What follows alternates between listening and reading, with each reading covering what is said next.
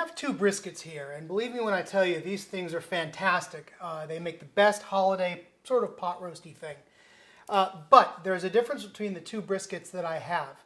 This one I have in front of me is called the flat cut, and it's pretty obvious why. It's a very flat piece of meat. It's from the flat end of the brisket.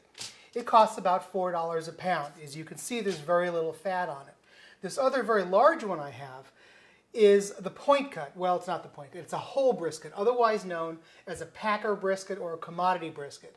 This is my choice. Why? It's $2 a pound, and with a little trimming, it's tastier and a much, much better value for almost any brisket application.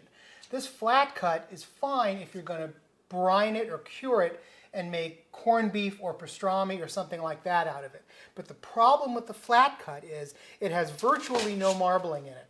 And it doesn't have the collagen that the whole brisket or the point cut has. Let me cut into this for you, and you can see inside it's beautiful, but there's not a lot of marbling, there's not a lot of collagen. This will have a tendency to dry out if you braise it, which is what you're going to do with a typical holiday brisket. You're going to put it in the oven with some stock and some other liquids and onions probably, and we're going to show you how to do that, but this will have a tendency to dry out and shred when you cut it. So if people have complained about a dry brisket, this is why. Because you're using the wrong part of the brisket. I generally don't like to use the flat cut if I can avoid it.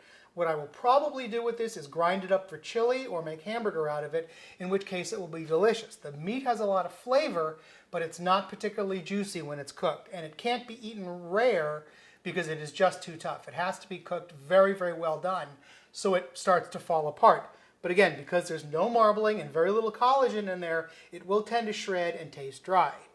Now, on the other hand, you have this lovely whole brisket. And you can see the shape of it is very, very different.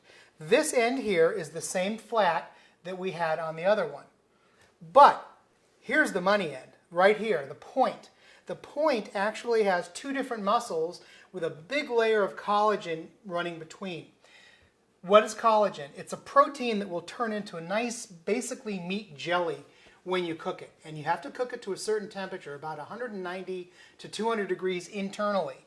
That jelly will melt and lubricate all the meat, and it's going to come out juicy, flavorful, tender, just fantastic. So if you can, by all means, buy a whole brisket or a point cut brisket if you can find them. You don't find them very often. It's half the price of the flat cut, and it's going to taste a lot better. There is a lot of fat here, and we're going to trim it up, but even with the fat taken off, it's a better deal and a better tasting brisket than the flat cut. That's my buying advice for you.